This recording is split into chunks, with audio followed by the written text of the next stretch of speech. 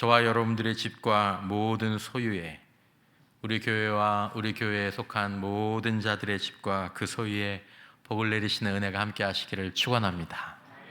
참 복된 말씀입니다. 이 말씀이 어떻게 오늘 우리들의 영적인 삶과 또 육신적인 삶에 적용될 수 있을까, 현실로 나타날 수 있을까, 그런 마음의 고민을 가지고 또 기도를 가지고 이 말씀을 이제 보고 묵상하면서 나누는 은혜들을 여러분들과 함께 하려고 합니다.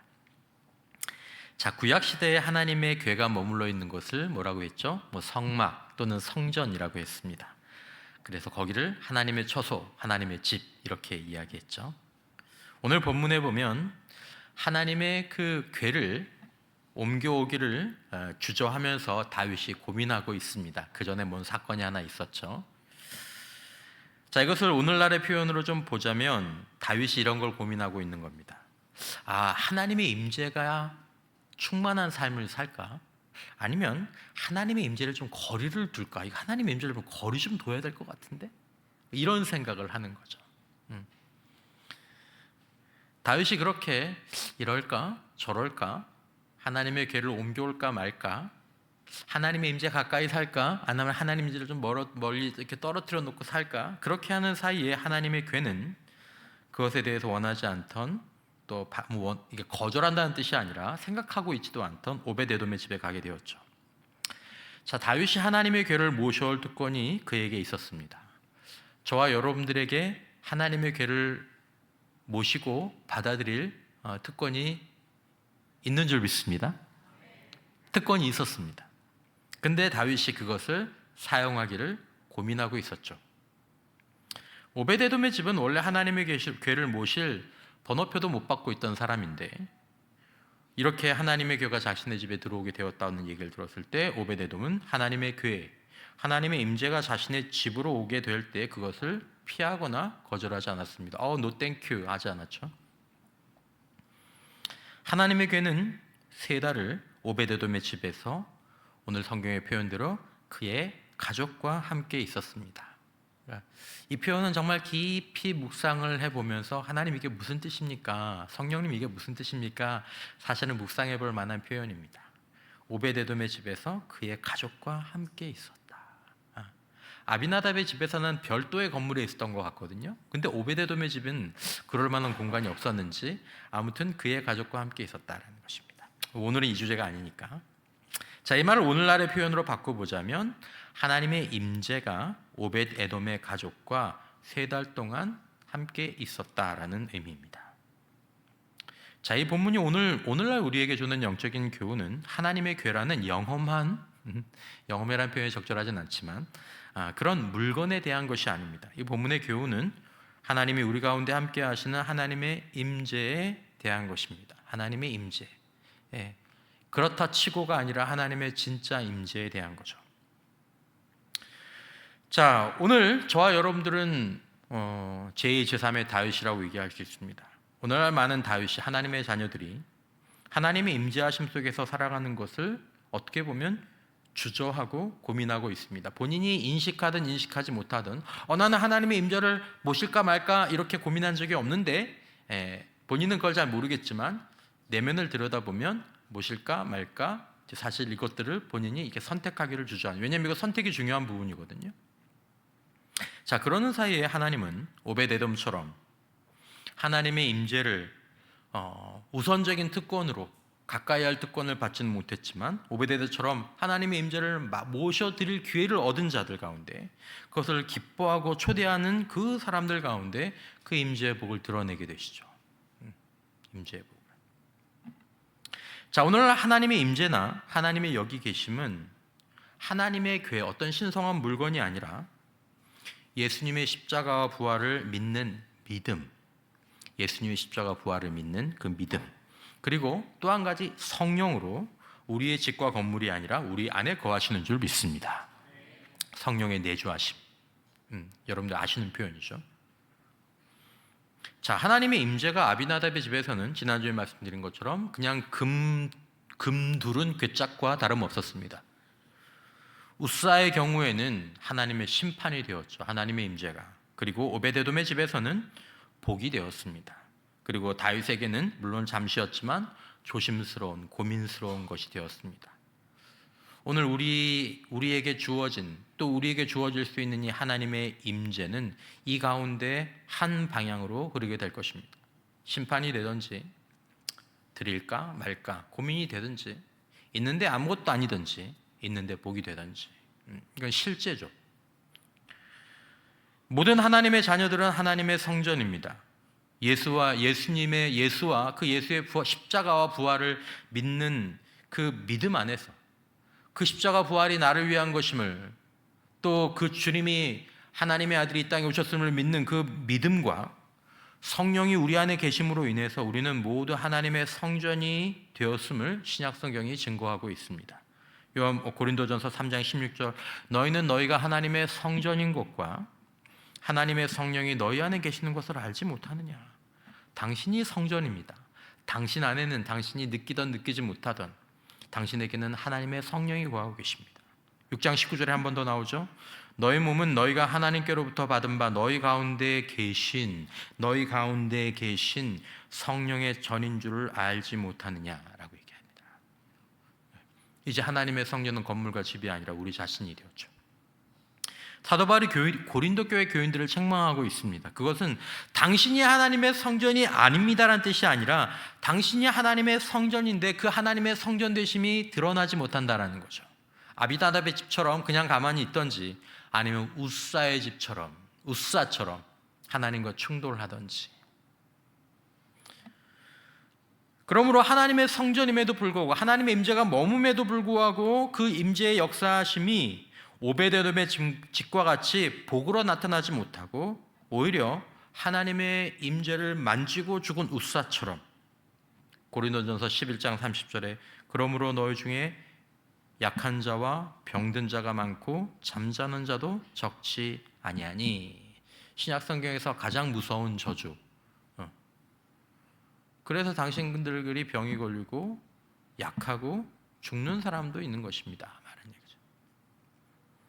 예수를 안 믿거나 성령이 없어서가 그런 것이 아닙니다.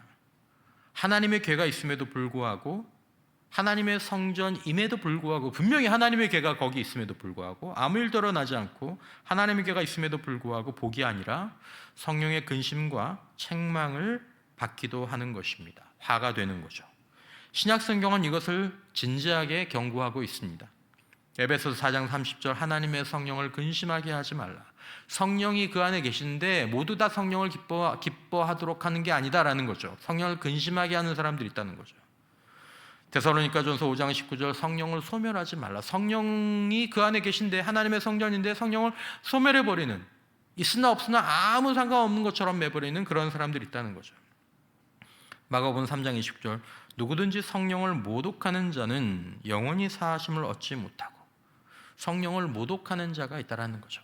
근데 이건 그 안에 성령을 모시는 것과는 좀 다른 문제지만, 이 성령이 인격적인, 또 성령의 그 실제에 관한 생각들을 하는 거죠. 성령님은 근심도 하시면 기뻐도 하시고, 성령을 소멸할 수 있으면 성령을 충만하게도 할 수 있고, 성령을 모욕할 수 있으면 성령을 영화롭게, 그분을 높이 경배할 수도 있는 것이구나라는 것을 우리가 깨닫게 합니다. 다윗 당시 하나님의 임재는 하나님의 궤로 임했습니다. 그러므로 텐트나 집이나 건물에 모셨죠. 하지만 이제 하나님의 임재는 말씀드린 것처럼 예수님의 십자가 사건과 그에 대한 믿음, 그리고 믿는 자에게 성령으로 하나님의 임재가 우리 안에 머물게 되는 것입니다. 집이 아니라 사람 안에 하나님이 거하신다라는 거죠. 이제 성전은 건물이 아니라 사람이고 사람들이 되는 거죠. 여기에 우리의 고민이 있는 것입니다. 내가 하나님의 임재를 모시고 있는 하나님의 성전이다. 구약에는 하나님의 교회에 대한 태도와 방식으로 임재의 결과가 다르게 나타났다는 것이 이 본문이 우리에게 주는 도전이고 묵상의 제목입니다. 오늘날에는 어떨까요? 오늘날에는 하나님의 임재가 다 똑같이 그 결과가 나타날까요? 그렇지 않죠. 자, 그 차이는 무엇으로 나타납니까? 이제 물건을 다루는 것과 인격을 대하는 것의 차이라고 제가 좀 단순하게 말씀드릴 수 있습니다. 옛날에 하나님의 교회는 물건으로 임했죠. 그러니까 수리에 옮기거나 어깨에 매는 거나 이 방식의 차이로 결과가 달라졌지만, 이제 하나님의 임재는 인격으로 거하시기 때문에 무엇에 따라서 하나님의 임재의 결과가 차이가 나게 되느냐 하면 그 인격을 어떻게 대하느냐에 따라서 임재의 결과가 이 사람과 저 사람 가운데, 이 집과 저 집 가운데, 이 성전과 저 성전 가운데 차이가 나게 된다는 것입니다. 예수님의 십자가 사건에 대한 믿음과 그리고 성령에 대한 성령에 대한 태도와 그 인격적인 관계에 따라서 임재의 결과가 서로 다르게 나타난다는 것이죠. 여러분, 지금 우리는 다 같은 믿음으로 다 같은 성령을 모신 하나님의 성전입니다. 그러나 그 결과는 동일하지 않다라는 것입니다. 앞으로도 동일하지는 않을 것입니다. 아비나다처럼 수십 년 하나님의 성전으로 있어도 아무 일도 없는 그런 일이 있을 수 있는 반면, 어떤 사람에게는 3달만으로도 소문이 나는, 야, 걔네 집이 하나님의 교회가 들어온 다음부터 복 받았대. 그 집 사람들이 그의 소유가 복을 받았대. 그 교회가 복을 받았대. 이 차이가 있는 거죠. 수십 년, 3달. 하나님의 임재가 드러나는 성전이 있고 그렇지 못한 성전이 있는 것입니다. 자, 여러분, 오늘날 우리 가운데에서 하나님의 임재가 드러나는 하나님의 성전되는 그런 인생에게 어떤 결과가 나타나겠습니까? 물론 오베데돔의 집처럼 그 가족이 복을 받고 소유가 복을 받는 은혜도 분명히 임할 것입니다. 하지만 신약 성경은 이 성령으로 임재하시는 하나님의 임재하심을 좀 다르게, 좀 더 넓은 의미에서 얘기를 하고 있죠.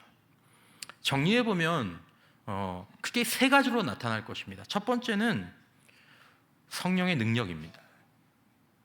하나님의 임재가 드러날 때 성령의 능력이 나타나는 거죠.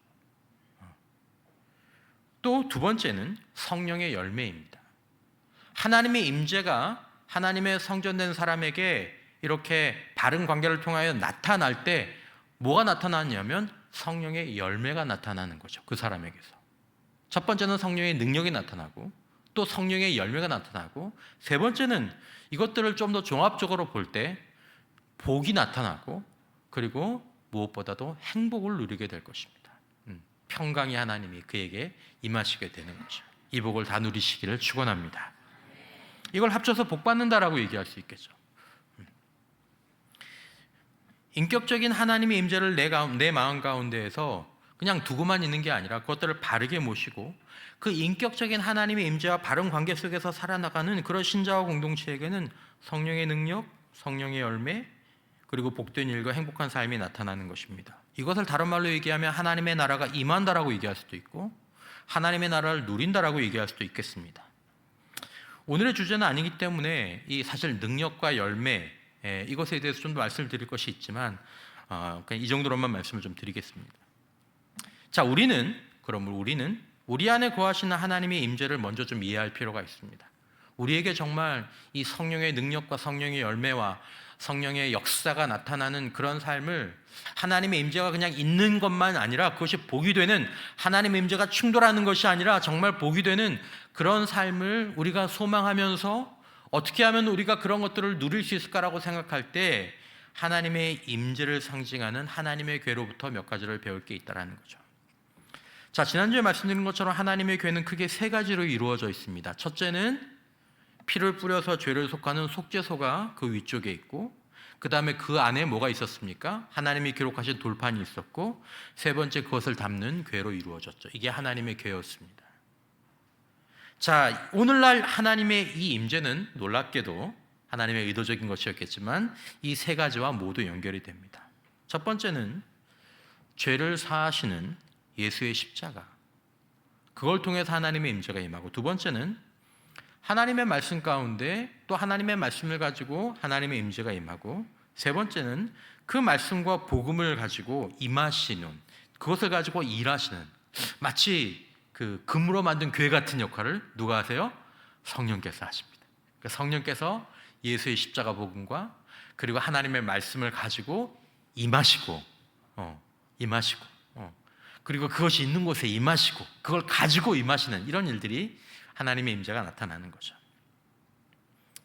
성령으로 말미암아 우리는 하나님의 성전이 됩니다.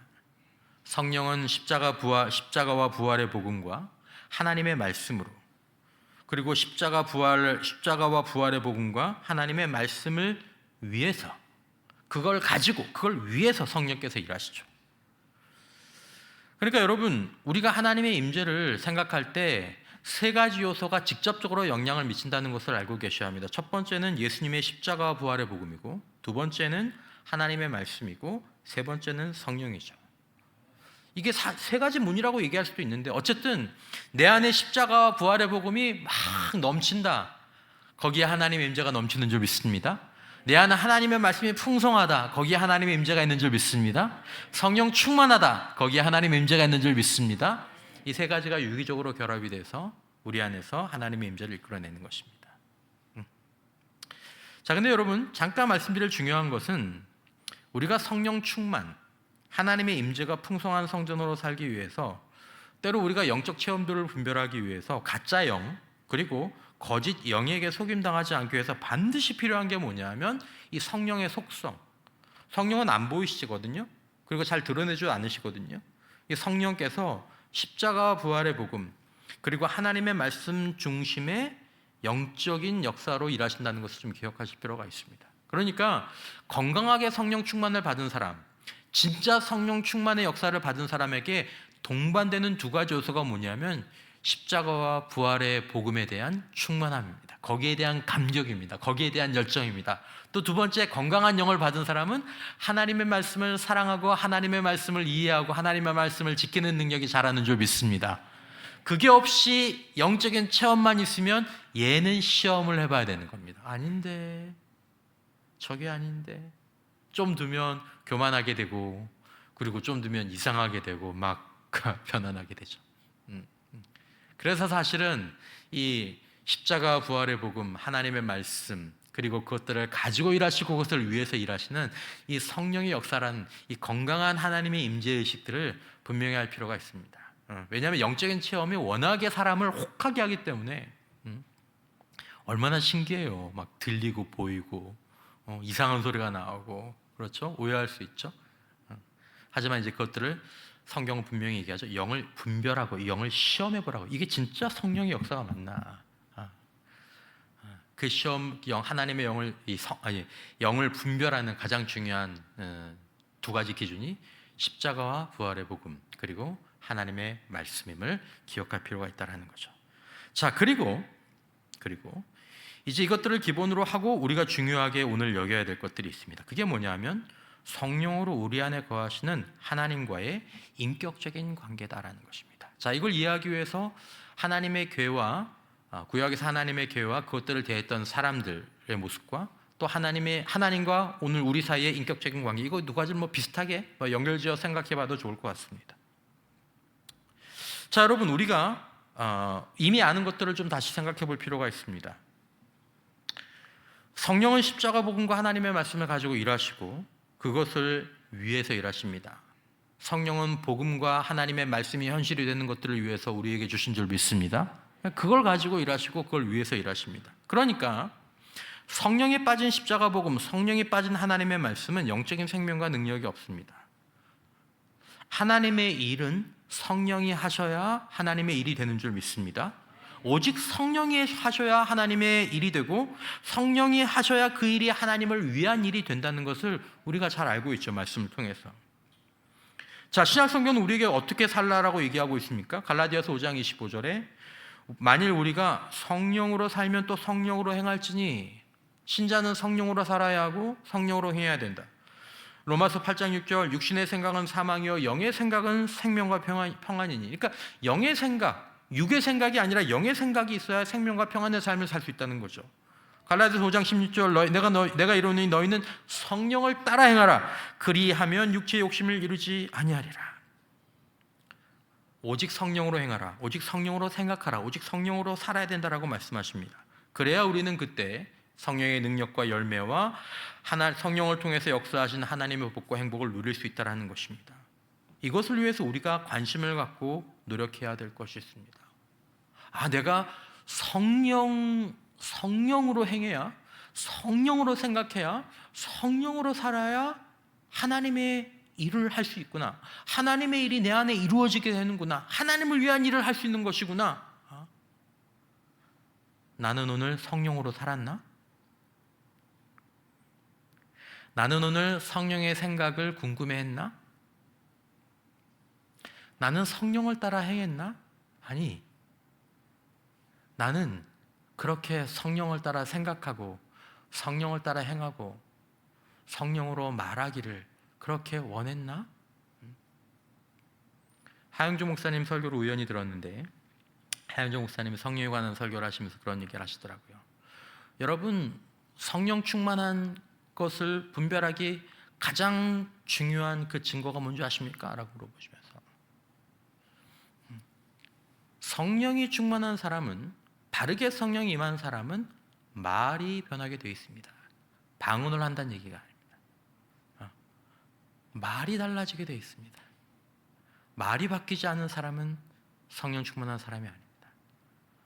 말이 바뀌지 않는 사람은 성령 임한 사람이 아닙니다. 이런 말씀들을 그 목사님이 하시더라고요. 성령에 관한 생각들을 하면서 나는 성령에 관해서 내 안에 계신 이 하나님의 임재, 성령으로 아니면 내가 아무것도 할 수 없구나. 나도 성령으로 행했으면 좋겠다. 성령으로 말했으면 좋겠다. 성령으로 살았으면 좋겠다. 그거 없으면 아무것도 아닌 거니까 내가 좀 그랬으면 좋겠다라는 그 생각과 의식이, 그 필요가, 하나님의 임재가 내 삶을 다스려야 될 텐데라는 이 열망과 소망이 우리 안에 조금 더 새로워지는 이 밤 되시길 축원합니다. 그걸 위해서 첫 번째로 중요한 것은 말씀드린 것처럼 복이 되는 사모함입니다. 사모함. 성령으로 살았으면 좋겠다. 성령과 하나 되었으면 좋겠다. 성령으로 말했으면 좋겠다. 성령의 생각을 알았으면 좋겠다. 복음과 말씀으로, 복음과 말씀을 위해 역사하신 이 하나님의 임재에 이 성령 하나님을 매일 매순간 사모하는 사모함이 우리에게 더 충만하게 되시기를 축원합니다. 이게 첫 번째입니다. 첫 번째. 구하고 기다리고 바라고 소망하고.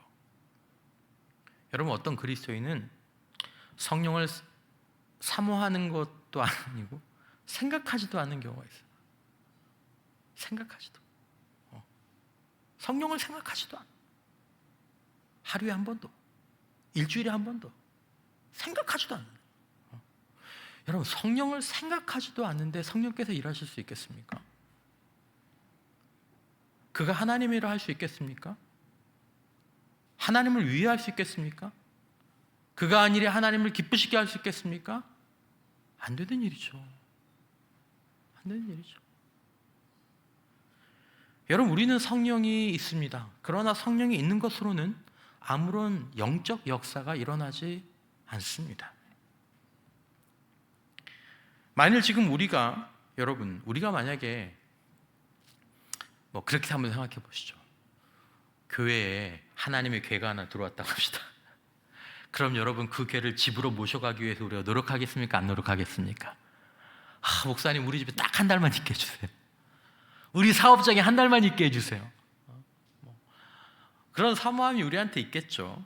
그러나 여러분, 지금 성령으로 임하신 하나님의 임재는 하나님의 궤보다 더 완전한 하나님의 임재이신 줄 믿습니다.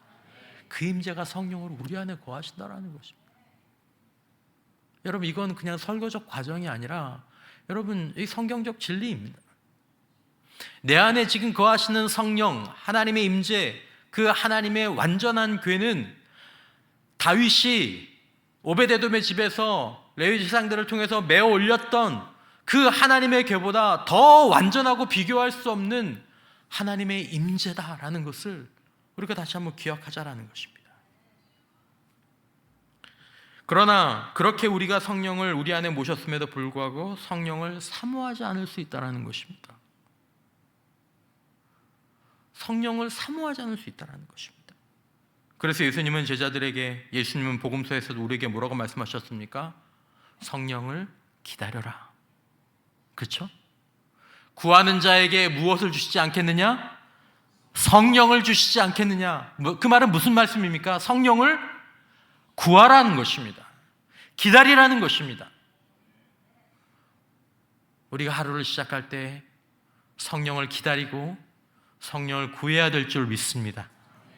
삶을 살면서, 생활하면서, 어떤 말을 할 때 이 성령을,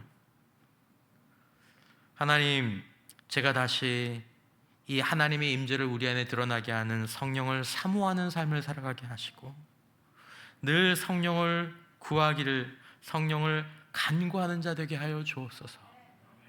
이 결단이 오늘 이 밤에 우리에게 있기를 축원합니다. 자, 두 번째는 사모함에 이어서 친밀함입니다. 친밀함.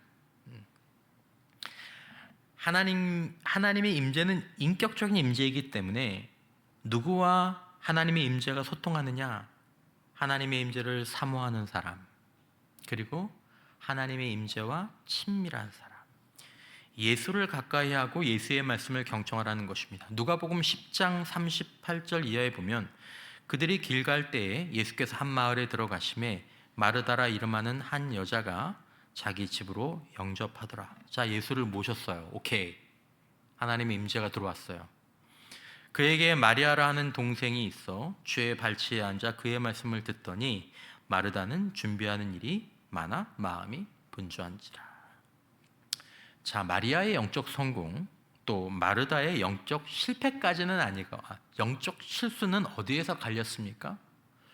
예수가 내 집에 오셨는데, 내 주 예수 내 마음에 모셨는데, 한 명은 주의 발치에 앉아서 주의 말씀을 들었고, 한 명은 주님을 위해서 뭔가 준비하는 일이 많아서 마음이 나뉘어 버렸습니다. 여러분, 오늘 우리는, 저와 여러분들은 저라고 대단할 게 없습니다. 저도 똑같이 오늘 이 말씀 앞에서 돌아보는 사람이니까. 여러분, 예수를 영접하고 내 안에 계신 주님의 발치에 앉아서 주의 말씀에 귀 기울이는 그런 자들이 되어야 할 줄 믿습니다. 여기서 멀어지면, 이것이 거리감 있게 되면 주님이 그 안에 오셨지만 주님께서 조용히 말씀하시는 거죠. 내 발치에 와서 여기 앉아서 내 말에 좀 귀를 기울이지 않겠니? 그게 가장 중요합니다. 성령은 하나님의 영이시고 그리스도의 영이십니다. 무엇보다도 주의 발치에 앉아야 합니다. 주님, 제가 여기 있습니다. 하루에 한 번은, 하루에 10분부터 주님의 임재 앞에 믿음으로 좀 앉으라는 거죠. 좀 머물러라는 거죠. 그리고 주의 말씀을 보면서 오늘 주님께서 이 말씀 속에서 나에게 어떤 말씀을 하시는지, 주님이 어떤 말씀을 하시는지 거기에 좀 귀를 기울이라는 거죠. 주님의 발치에 앉아서 주님의 말씀에 귀를 기울이는 이 삶, 이 시간이 삭제되어 버리면 하나님의 임재는 우리 안에 머물러 있기만 할 뿐 그 능력을 실제로 우리 안에서 흘려보낼 수 없습니다. 그냥 있기만 하는 거예요. 그냥 있기만 하는 거예요. 분주해요. 주님을 위해서 심지어 일도 많이 해요. 하지만 하나님의 임재가, 성령의 능력과 성령의 열매와 성령의 역사로 나타나는 것들은 기대하기가 어려운 거죠. 왜냐하면 인격적인 임재가 친밀하지 않으니까. 친밀하지 않으니까. 우리 스스로에게 돌아봐야, 나는 사모하는가? 나는 친밀한가? 나에게는 이 시간이 가장 중요한 시간인가? 나에게는 이 시간이 가장 먼저인가? 여러분, 바쁘신 거 압니다. 바쁘신 거 압니다. 그래도 어쩔 수가 없어요. 여러분과 저는 언제 주님의 발치에 앉습니까? 여러분은 언제 주의 말씀에 귀를 기울이십니까? 우리는 하나님의 성전으로 살아가는 복을 누리기 위해서 오늘 이 시간 다시 한번, 혹시라도 이 시간이 우리에게 부족하다면, 없다면 이 시간을 결단하고 확보하는 것이 필요할 줄 믿습니다.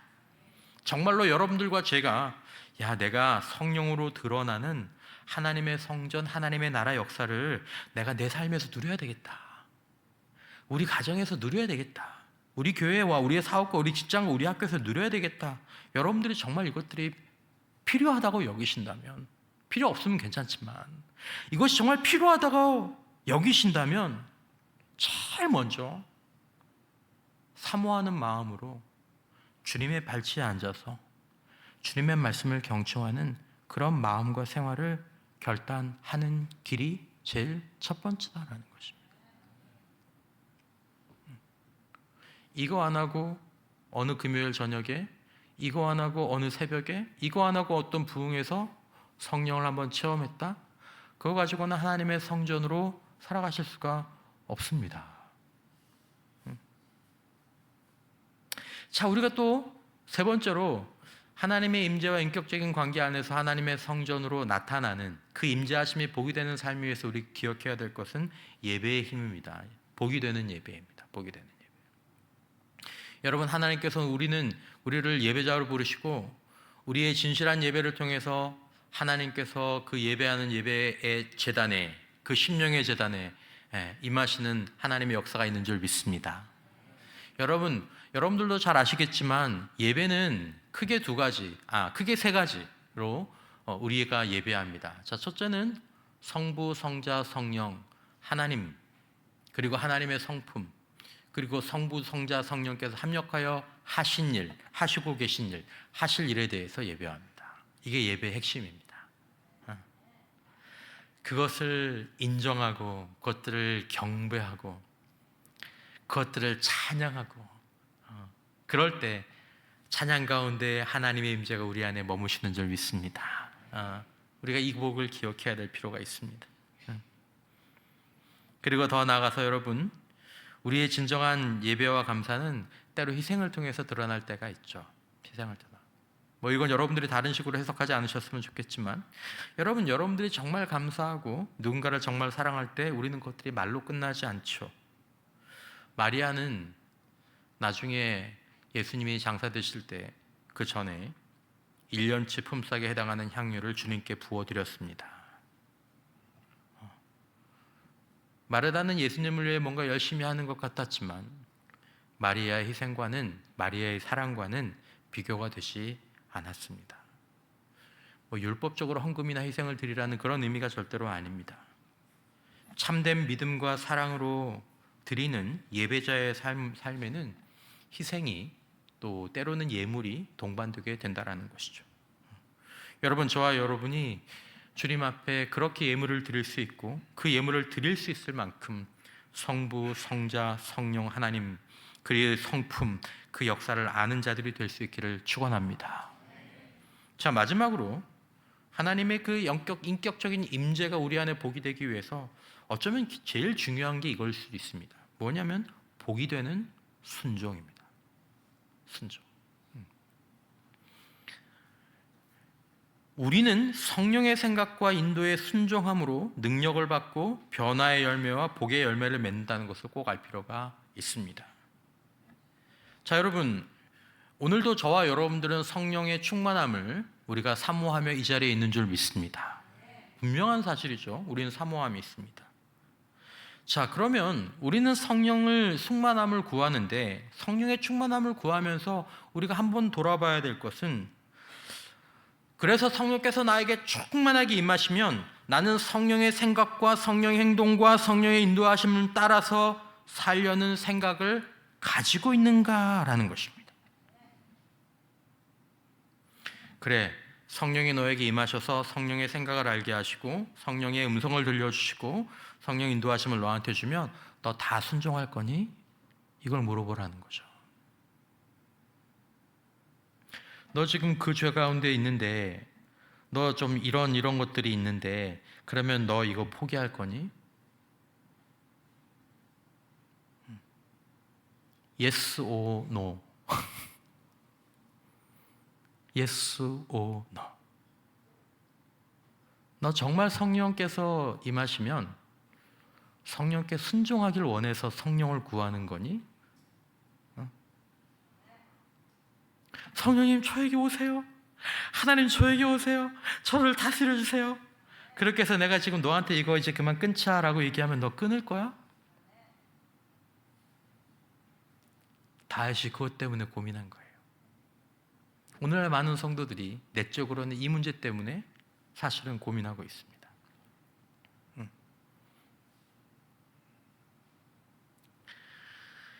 사역자들도 이런 고민이 있죠. 물론 저도 마찬가지고. 여러분, 성령의 생각이 생명과 평안이라고 이 로마서에서 말씀했을 때 다 아멘했죠. 성령의 행동과 성령의 인도가 능력과 보유된다는 것을 우리가 다 보았죠. 여러분, 그걸 정말로 아는 사람들, 그것들을 정말로 받아들이는 사람은 순종의 마음을 가지고 성령의 생각과 성령의 인도하심과 성령의 충만함을 간구합니다. 진실은 무엇입니까? 성령을 따라 살면 살고 육을 따라 살면 죽는다라는 것입니다. 이게 진실입니다. 육의 생각을 포기하지 않고 성령의 생각과 행동은 자기가 원할 때만 따르려는 하나님의 성전들이 있다라는 것이죠. 내 생각은 안 포기하려고, 나는 안 포기할 거야. 성령의 생각과 행동이 내가 나와 맞을 때, 또 내가 오늘 받아들일 기분일 때만 따르려는 사람들이 있는 거죠. 그들의 삶에 하나님의 능력은 잠시 한 번씩 나타날 수도 있겠지만 때로는 그 능력 때문에 망하는 자들이 꼭 그렇게 살았습니다. 꼭 그렇게 살았어요. 성령의 능력은 받고 그리고 성령에게는 내가 원하는 때만 순종하려고 하는 사람들이 성경에 보면 꼭 망하는 삶을 그런 사람들이 살았다고요. 이건 좀 심각한 문제입니다. 성령의 생각을 선별적으로 순종하려는 자들, 성령님 어떻게 하실 건데요? 일단 들어보고 제가 그렇게 하려는 사람들에게는 성령의 능력은 한 번씩 받을 수 있어도 뭐가 절대로 나타나지 않냐면 성령의 열매가 수십 년이 지나도 안 나타납니다. 정말 중요한 얘기입니다, 여러분. 성령이 있어요. 성령이 그 안에 있어요. 근데 인생이 도태되고 인생이 망하고 성령이 있어요. 근데 구원은 받을지 모르지만 하나님에게 외면당해요. 그리고 사람들에게도 외면당하는 삶을 사는 사람들의 공통점은 육의 생각과 다른 성령의 생각, 성령의 지도에 순종하는 것을 거절한다라는 것입니다. 물론 다 거절하진 않아요. 몇 개는 수용도 해요. 근데 여전히 자기가 주인된 삶을 사는 거죠. 성령이 아니라. 근데 여러분, 이게 얼마나 무서운 일인지를 우리가 알아야 된다는 것입니다. 다윗이 하나님에게를 잠시 모셔오길 주저했던 것처럼 육의 생각을 버리길 원하지 않는 사람들은 놀랍게도 성령의 지속적인 역사와 임재를 거절합니다. 성령님, 요거는 임재하지 마세요. 성령님, 요거는 역사하지 마세요. 능력은 원하지만 열매를 바라지는 않는 거죠. 여러분, 능력은 있지만 열매가 없는 사역자의 가정은 어떨까요? 여러분, 제가 은사의 통로가 되고 치유의 통로가 되는 역사가 있다고 생각해 봅시다. 금요일날 저녁에 이렇게 하고 왔어요. 그리고 토요일날 집에 가서는 성령의 열매가 없어요. 뭐라? 화나내고 반말이나 칙칙하고 자기가 원하는 대로 살고, 이 성령의 열매가 없는 거죠. 능력이 있지만 열매가 없는 중직자, 또 그런 가정은 또 어떨까요? 그의 주변은 어떨까요? 능력이 있지만 열매가 없는 그런 교회는 어떨까요? 고린도 교회가 좀 그랬죠. 여러분, 능력은 한순간에 임할 수 있지만 열매는 여러분들이 아시는 것처럼 한순간에 맺히고 자랄 수가 없습니다. 열매는 존재의 변화가 이르러야 열매가 나타납니다. 그러니까 성령과 친밀하고 동시에 그 성령에 순종하고 성령을 따르는 삶을 쭉 살아갈 때 성령의 열매가 점점 맺히는 것입니다. 이건 뭐 좀 따로 생각해 봐야 될 문제지만 굉장히 중요한 문제입니다. 영의 생각을 따르지 못하는 것이 그게 단순히 문제가 아닙니다. 목사님, 저도 성령의 생각을 정말 따르고 제가 이제 육의 생각과 육의 삶을 이제 멈추려고 하는데 이게 죄의 습관이나 제 행동과 이게 뿌리가 너무 깊어서 그렇게 못할 것 같은데 그럼 어떡하죠? 여러분, 그럴 때 그걸 가지고 성령님, 저 이렇게 살면 안 될 것 같아요. 저 이거 변화돼야 될 것 같아요. 저 성령께 순종해야 되는데 주님, 저에게는 능력이 없어요. 성령님, 나를 주장하여 주셔서 제 이게 변하게 하시고 제 행동이 변하게 하시고 제 말이 변하게 하시고 제 성품이 변하게 하시고 주님, 제 태도가 변할 수 있도록 성령님 도와주세요. 도와주세요. 도와주세요. 이게 있느냐 없느냐가 중요한 거다라는 거죠. 이게 없는 사람이 있다는 거예요. 이게 없는 사람이 있다는 거예요. 의도적으로 순종을 거부하는 겁니다. 여러분, 이건 엄청나게 심각한 일입니다. 그렇게 못하는 게 아니에요. 그렇게 안 하려고 하는 거예요. 거기에 관심을 안 가는 거예요. 죄송합니다, 여러분. 거기에는 대가가 있습니다. 대가가 있습니다. 믿음의 선배들, 성경의 모든 증언들이 우리에게 사랑과 격려와 위로를 가지고 이 문제에 대해서 건네는 딱 한 가지 표현은 성령께 항복하라는 것입니다. 항복합니다, 주님. 기쁜 마음으로. 이렇게 하면 죄가 죽죠. 이렇게 하면 평안이 없죠. 이렇게 하면 평생 열매가 없죠. 성령님, 저는 못합니다. 성령님, 항복합니다.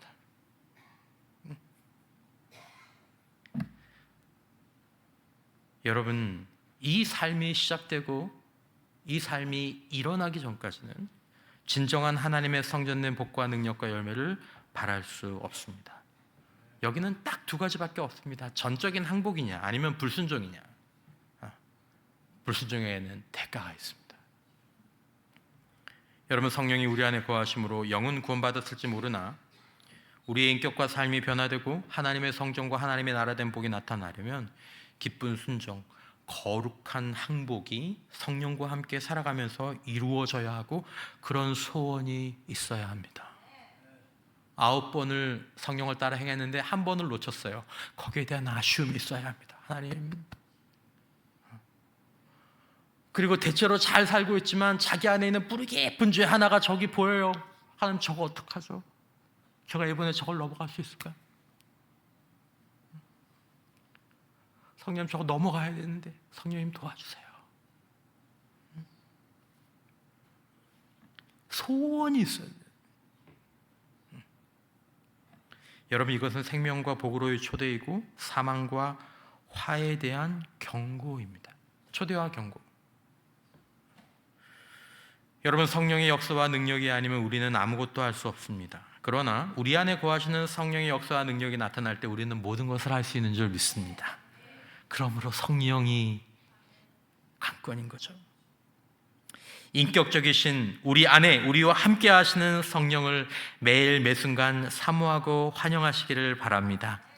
하루를 시작할 때 그렇게 하시고 하루를 마칠 때 나는 오늘 인격적이신 성령 하나님을 사모하고 의지하고 살았는지 돌아보시면서 내일은 조금 더 친밀하게, 좀 더 가까이, 내가 조금 더 잊지 않고, 오늘은 한 절반은 주님을, 성령님을 기억하면서 한 것 같은데 내일은 좀 하루 종일 성령님을 기억하면서 그렇게 살았으면,